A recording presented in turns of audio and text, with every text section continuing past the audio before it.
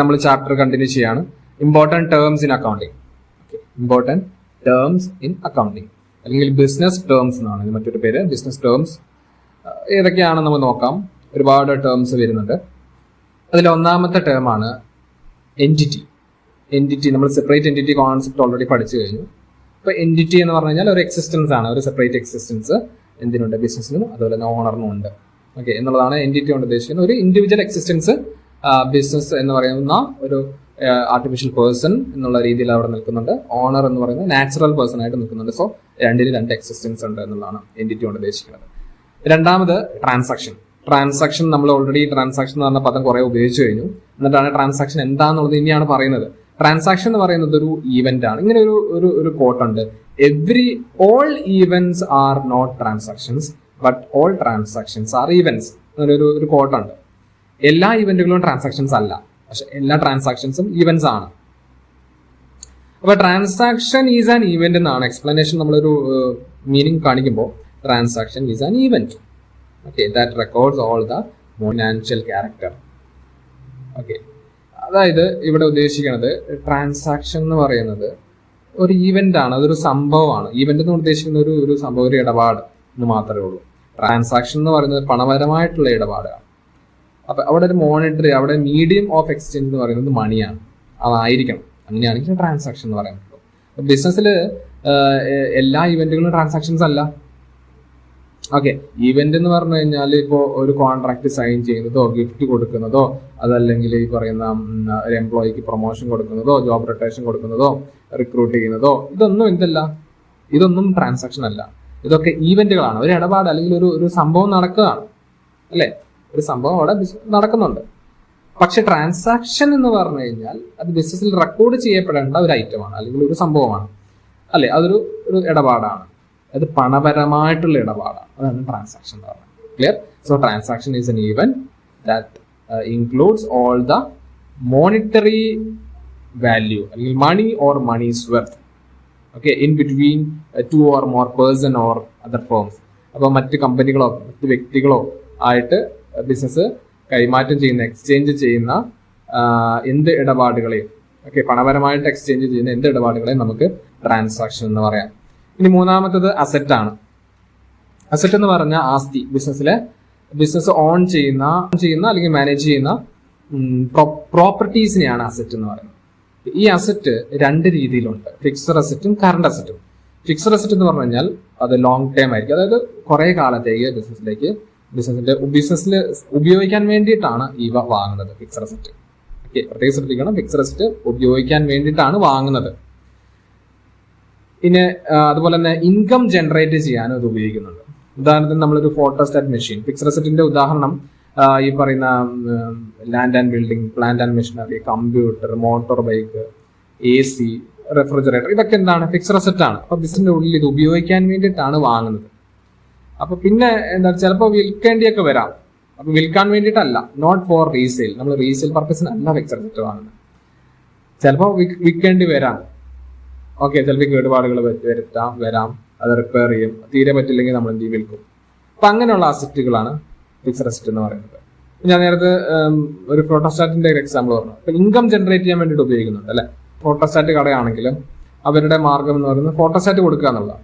So ആ ഒരു machine കൊണ്ട് അവർ എന്ത് ചെയ്യുന്നുണ്ട്, ഇൻകം ജനറേറ്റ് ചെയ്യുന്നുണ്ട്. ഫോട്ടോസ്റ്റാറ്റ് കൊടുക്കുന്നതിലൂടെ, ആ മെഷീൻ ഉപയോഗിച്ച് ഫോട്ടോസ്റ്റാറ്റ് കോപ്പി കൊടുക്കുന്നതിലൂടെ അവർ ഇൻകം ജനറേറ്റ് ചെയ്യുന്നു. പിന്നെ അടുത്തത് കറണ്ട് അസറ്റ് ആണ്. കറണ്ട് അസറ്റ് എന്ന് പറയുന്നത് ക്യാഷ്, ഡെപ്റ്റേഴ്സ്, സ്റ്റോക്ക്, ഇതൊക്കെ കറണ്ട് അസറ്റുകളാണ്. അപ്പൊ അതിന്റെ വാല്യൂ പെട്ടെന്ന് ചേഞ്ച് ചെയ്യും. അത് ഷോർട്ട് ടൈമിലേക്കുള്ളതാണ്, ഷോർട്ട് പീരീഡ് ഓഫ് ടൈമിലേക്കുള്ളതാണ് കറണ്ട് അസറ്റ്. അതിനെ ലിക്വിഡ് അസറ്റ് എന്നൊക്കെ പറയും. ക്യാഷ് ഒരു ലിക്വിഡ് അസറ്റ് ആണ്. അത് പെട്ടെന്ന് അതിന്റെ മൂവ്മെന്റ്, അതിൽ ഫ്ലോ ഓഫ് ക്യാഷ് എന്ന് പറയുന്നത് പെട്ടെന്നാണ്. അതുപോലെ തന്നെ ക്യാഷിലേക്ക് കൺവേർട്ട് ചെയ്യാൻ പറ്റുന്നതൊക്കെ നമുക്ക് കറണ്ട് അസറ്റ് ആയിട്ട് കൂട്ടാം. ഓക്കെ, ക്യാഷിലേക്ക് കൺവേർട്ട് ആക്കാൻ പറ്റുന്നതൊക്കെ കറണ്ട് അസറ്റ് ആയിട്ട് കൂട്ടാം.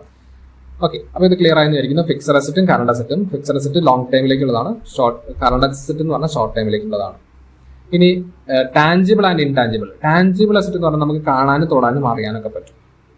ഓക്കെ, ടച്ച് ചെയ്യാനും ഫെൽറ്റ് ചെയ്യാനും ഫീൽ ചെയ്യാനും, ഓക്കെ, കാണാനും നമുക്ക് സീൻ ചെയ്യാനൊക്കെ സാധിക്കും. അതിന്റെ ഉദാഹരണമാണ് ഈ പറയുന്ന ഫിക്സഡ് അസറ്റുകളൊക്കെ. അതിന് ഉദാഹരണമാണ്, അല്ലെ? ഈ land and building, plant and machinery, ഇതൊക്കെ എന്താണ്, ടാഞ്ചിബിൾ ആണ്, നമുക്ക് കാണാനും തൊടാനും അറിയാനും ഒക്കെ പറ്റും. പക്ഷെ ഇൻടാഞ്ചിബിൾ എന്ന് പറയുന്നത് എന്താണ്? നമുക്ക് കാണാനോ തൊടാനോ അറിയാനോ പറ്റില്ല. ഓക്കെ, അത്തരത്തിലുള്ള അസറ്റ്. അപ്പൊ അത്തരത്തിലുള്ള അസറ്റ് ഉണ്ടോ? ഉണ്ട്. അങ്ങനെയുള്ള അസറ്റുകളും ബിസിനസ്സിലുണ്ട്. അവയാണ് ഇതിനെ നമ്മൾ പറയുന്ന പേര് IPR എന്ന് പറയും, ഇന്റലക്ച്വൽ പ്രോപ്പർട്ടി റൈറ്റ്സ്. കുറച്ച് റൈറ്റ്സിനെ കുറിച്ച് അവിടെ പറയാം. Goodwill, trademark, patent, copyright, ഇതൊക്കെ എന്താണ്? അസറ്റുകൾ തന്നെയാണ്. ഇതൊക്കെ ക്യാഷ് ആയിട്ട് കൺവേർട്ട് ചെയ്യാൻ പറ്റും നമുക്ക്. അപ്പൊ ഇതിനൊരു മോണിറ്ററി വാല്യൂ ഉണ്ട്. ഗുഡ് വില്ല്, ട്രേഡ് മാർക്ക്, കോപ്പി റൈറ്റ്, അതുപോലെ തന്നെ പാറ്റൻസ്, ഇതൊക്കെ എന്താണ്? ഇൻടാഞ്ചിബിൾ അസറ്റ് ആണ്. ഓക്കെ, അപ്പൊ ഇവയൊക്കെ എന്താണ്? ഫിക്സഡ് അസറ്റ് തന്നെയാണ്. ഇവയെല്ലാം ഫിക്സഡ് അസറ്റ് തന്നെയാണ്. ഇനി അടുത്തത് ലാബിലിറ്റീസ് ആണ്. അപ്പൊ അസറ്റുകൾ പറയുകയാണെങ്കിൽ ലാബിലിറ്റീസ് നമുക്ക് പറയേണ്ടി വരും. ലാബിലിറ്റീസ് എന്ന് പറഞ്ഞാൽ കമ്പനിയുടെ അല്ലെങ്കിൽ ബിസിനസിന്റെ ബാധ്യതകളാണ്. ഓക്കെ, അതായത് obligation of A business concern, അതാണ് ലാബിലിറ്റീസ്. ഉദാഹരണത്തിന് ക്രെഡിറ്റേഴ്സ് എന്ന് പറഞ്ഞാൽ നമ്മുടെ സാധനങ്ങൾ കടമായിട്ട് വാങ്ങിയിട്ടുണ്ട്. അപ്പൊ അവർക്ക് നമുക്ക് ക്യാഷ് കൊടുക്കണം. സോ അത് ഒരു ബാധ്യതയാണ്. അതുപോലെ തന്നെ ബിൽസ് പേയബിൾ കൊടുക്കാനുണ്ട്. അതുപോലെ തന്നെ ക്യാപിറ്റൽ എന്ന് പറയുന്നത് വലിയൊരു ബാധ്യതയാണ്. പിന്നെന്താണ്? ഇങ്ങനെ നമുക്ക് കൊടുക്കാനുണ്ട്, കൊടുത്തിട്ടില്ല. Obligation, bank over draft, OD, bank ലോണുകൾ, അല്ലെ ലോണൊക്കെ എടുത്തു കഴിഞ്ഞാൽ നമുക്ക് തിരിച്ചടക്കണ്ടേ. സോ നമുക്ക് തിരിച്ചടക്കേണ്ടതായിട്ട് വരുന്ന ബാധ്യതകളെല്ലാം നമ്മുടെ ലയബിലിറ്റീസ് ആണ്. ഓക്കെ, നമുക്കുള്ളതെല്ലാം അസറ്റുകളാണ്. ഇനി അഞ്ചാമത്തത് ക്യാപിറ്റലാണ്. ക്യാപിറ്റൽ ഒരു ലാബിലിറ്റി ആണ്. ആദ്യം തന്നെ പറയാം, ക്യാപിറ്റൽ ഒരു ലാബിലിറ്റി ആണ്. ഇതിന്റെ മറ്റൊരു പേര് ഓണേഴ്സ് ഇക്വിറ്റി എന്നാണ്. Owners equity. ഈ ക്യാപിറ്റൽ എന്ന് പറഞ്ഞാൽ ഒരു ഓണർ ആദ്യമായിട്ട് ഒരു ബിസിനസ് സംരംഭം തുടങ്ങുമ്പോൾ കൊണ്ടുവരുന്ന ഒരു ഇനീഷ്യൽ ഇൻവെസ്റ്റ്മെന്റ് ആണ് ക്യാപിറ്റൽ എന്ന് പറയുന്നത്. ഓക്കെ, അപ്പൊ ഇത് തുടങ്ങുമ്പോൾ ഗുഡ്സ് ആയിട്ടും അതുപോലെ തന്നെ ഈ ക്യാഷ് ആയിട്ടോ അല്ലെങ്കിൽ പർച്ചേസ് ആയിട്ടോ ഒക്കെ നമുക്ക് ഇത് തുടങ്ങാം. അപ്പൊ ഫിക്സഡ് അസറ്റ് ആയിട്ടൊക്കെ കൊണ്ടുവരാം. ക്യാഷ് മാത്രമാണെന്നില്ല, മണി ഓർ മണീസ് വർത്ത്, പണമോ പണത്തിന് തുല്യമായിട്ട് എന്ത് കൊണ്ടുവന്നാലും അത് നമുക്ക് ക്യാപിറ്റലായിട്ട് കൂട്ടാം. അപ്പോൾ ഇവിടെ ശ്രദ്ധിക്കേണ്ട ഒരു കാര്യം, ഇത് നമുക്ക് അസറ്റ് അല്ല, അസറ്റാണ് കൊണ്ടുവരുന്നത്. പക്ഷെ ഇത് നമ്മൾ ബാലൻസ് ഷീറ്റിൽ ലയബിലിറ്റി സൈഡിലാണ് ക്യാപിറ്റൽ നമ്മൾ റെക്കോർഡ് ചെയ്യുന്നത്. എന്തുകൊണ്ട്? ഇത് നമുക്കൊരു ബാധ്യതയാണ്. കാരണം ഒരു ഓണർ എന്ന് പറയുമ്പോൾ ഓണറും ഇവിടെയാണ് നമ്മൾ ആ സെപ്പറേറ്റ് എൻറ്റിറ്റി കോൺസെപ്റ്റ് കൺസിഡർ ചെയ്യേണ്ടത്. എന്താണ്? ഓണറും ബിസിനസ് രണ്ടാണ്. അപ്പോൾ ഓണർ തുടങ്ങി വെച്ചാണെങ്കിൽ ബിസിനസിന്റെ ഭാഗത്ത് നമ്മൾ ചിന്തിക്കുകയാണെങ്കിൽ ഈ ബിസിനസ് അടച്ചു പൂട്ടേണ്ടി വന്നാൽ ഈ ക്യാപിറ്റൽ എന്ത് ചെയ്യണം? ഈ മുടക്കിയ ക്യാഷ് എന്ത് ചെയ്യണം? ഓണർക്ക് തിരിച്ചു കൊടുക്കണം. സോ ഈ ബിസിനസിനെ സംബന്ധിച്ചിടത്തോളം ഇത് ബാധ്യതയാണ്, അല്ലെ? അങ്ങനെ ചിന്തിക്കുക. രണ്ട് സൈഡ് നമ്മൾ ചിന്തിക്കുക. നമ്മളൊരു ഓണറാണ്, ഓണറിന്റെ വശത്ത് നല്ല ചിന്തിക്കേണ്ടത്, ബിസിനസിന്റെ ഭാഗത്ത് നിന്ന് ചിന്തിക്കുമ്പോഴേ നമുക്ക് ഇതിനുള്ള ഉത്തരം കിട്ടുള്ളൂ. അടുത്തത് റവന്യൂ അല്ലെങ്കിൽ ഇൻകം. റവന്യൂ ആണ് ഉദ്ദേശിക്കുന്നത് നമ്മൾ സെയിൽ ചെയ്യുന്നതിലൂടെ കിട്ടുന്ന വരുമാനം, അല്ലെ? സെയിൽ ചെയ്യുന്നതിലൂടെ കിട്ടുന്ന ആ ഒരു എമൗണ്ടിനെയാണ് റവന്യൂ കൊണ്ട് ഉദ്ദേശിക്കുന്നത്. ഓക്കെ, ഇനി ഇൻകം വേറൊരു ടേം ആണ്. ഇൻകം എന്ന് പറയുമ്പോൾ ശരിക്കും ഒരു പ്രോഫിറ്റ് ആണ്, എക്സ്പെൻസുമായിട്ട് ഡിഡക്ട് ചെയ്യുന്നതാണ് നമുക്ക് ഇൻകം ആയിട്ട് പറയാം. ഓക്കെ, ഏഴാമത്തത് എക്സ്പെൻസ് കൊണ്ട് ഉദ്ദേശിക്കുന്നത് എന്താണ്? ചെലവുകളാണ്. അതായത് ഒരു സെയിൽ നടത്താൻ അല്ലെങ്കിൽ റവന്യൂ ജനറേറ്റ് ചെയ്യാൻ, അതായത് വരുമാനം കിട്ടാൻ വേണ്ടി നമ്മൾ മുടക്കുന്ന ക്യാഷ് ആണ്, അല്ലെങ്കിൽ നമ്മുടെ കയ്യിൽ നിന്ന് പോകുന്ന കോസ്റ്റ് ആണ് ഈ പറയുന്ന എക്സ്പെൻസ് കൊണ്ട് ഉദ്ദേശിക്കുന്നത്. ഇവിടെ ശ്രദ്ധിക്കണം, വരുമാനം ഉണ്ടാക്കാൻ വേണ്ടി. ഓക്കെ, അതായത് സെയിൽ ചെയ്യാൻ വേണ്ടി നമ്മുടെ കയ്യിൽ നിന്ന് ഒരുപാട് ചെലവുകൾ ഉണ്ടാവില്ലേ? സെയിൽ ചെയ്യുന്നതോടെ വരുന്ന ഒരുപാട് ചെലവുകളുണ്ടാവും. ഈ ചെലവുകളെയാണ് എക്സ്പെൻസ് കൊണ്ട് ഉദ്ദേശിക്കുന്നത്.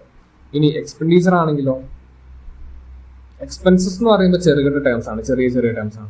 പക്ഷെ എക്സ്പെൻഡിച്ചർ എന്ന് പറയുന്നത് ഒരു ഹ്യൂജ് എമൗണ്ട് ആയിരിക്കും നമ്മുടെ കയ്യിൽ നിന്ന് പോവുക. അപ്പോൾ അസറ്റുകളൊക്കെ വാങ്ങാൻ വേണ്ടി നമ്മൾ മുടക്കുന്ന ക്യാഷ് ആണ് ഈ പറയുന്ന എക്സ്പെൻഡിച്ചർ എന്ന് പറയുന്നത്. ഇത് ലോങ് ടേം ആയിരിക്കും.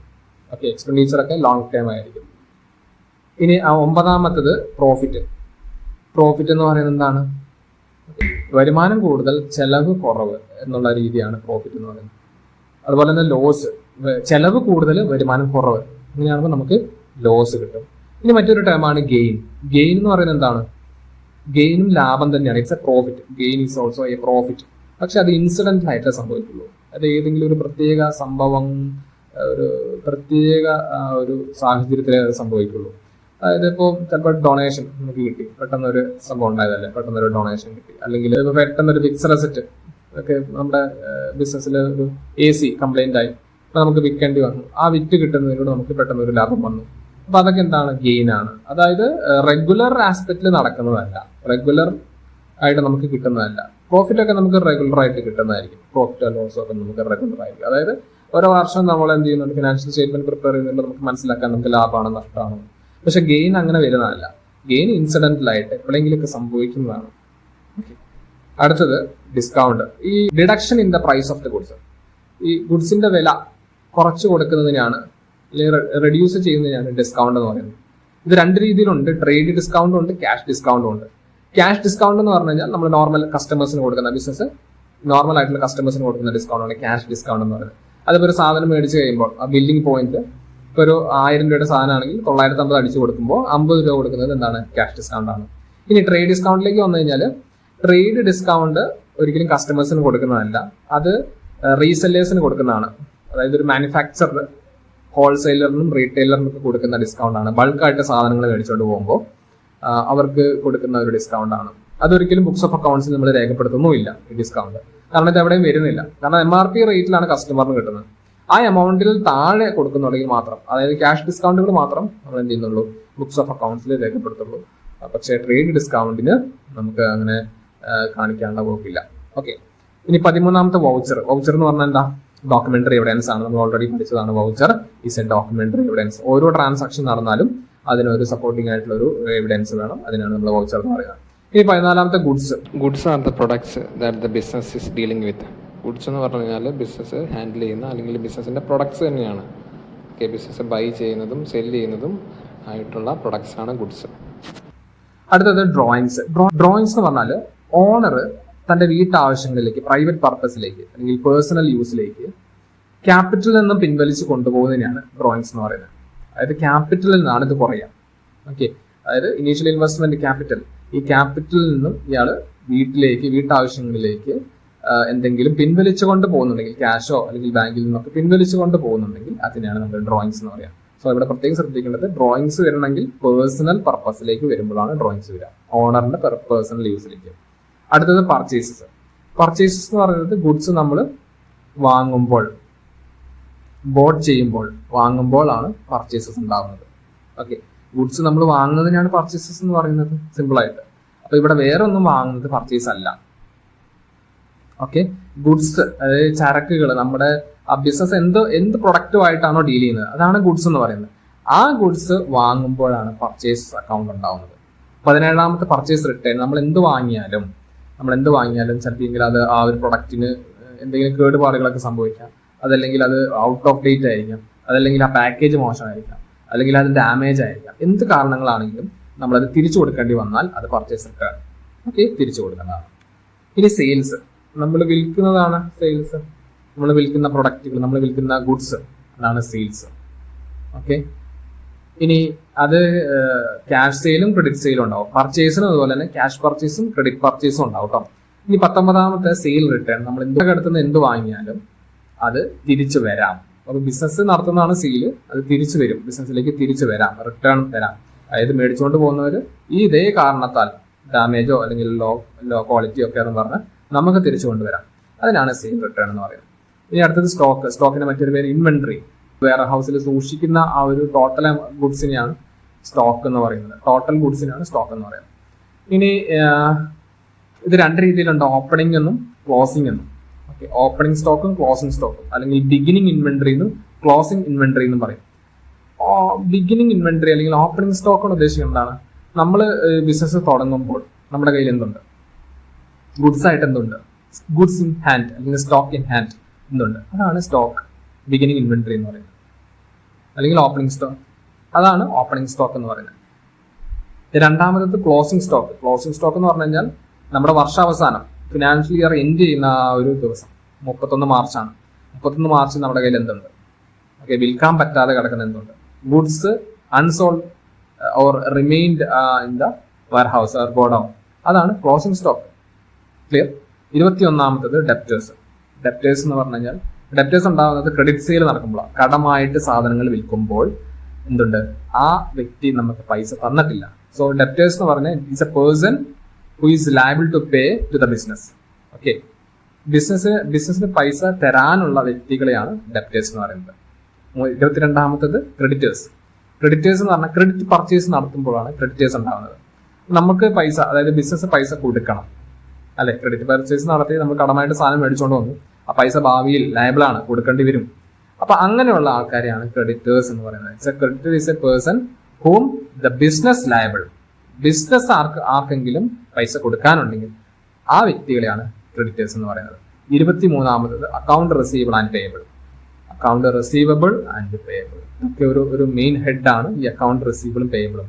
അക്കൗണ്ട് റിസീവബിൾസ് എന്ന് പറഞ്ഞാൽ നമുക്ക് കിട്ടാനുള്ളതൊക്കെ ഈ ഡെപ്റ്റേഴ്സ്, അതുപോലെ തന്നെ ബിൽസ് റിസീവബിൾ, ഇതൊക്കെ എന്താണ് അക്കൗണ്ട് റിസീവബിൾ എന്ന് പറഞ്ഞ വരുന്ന ഹെഡിലാണ്. പേയബിൾ, അക്കൗണ്ട് പേയബിൾ എന്ന് പറയുമ്പോൾ ബിസിനസ് കൊടുക്കാനുള്ളതാണ് അല്ലെ. അതുപോലെ ക്രെഡിറ്റേഴ്സ്, അതുപോലെ തന്നെ ബിൽസ് പേയബിൾ എന്നിങ്ങനെയുള്ള കാര്യങ്ങളെല്ലാം അക്കൗണ്ട് പേയബിൾ വരുന്നു. സോ ഇത്രയാണ് നമ്മുടെ chapter. Thanks for watching this video.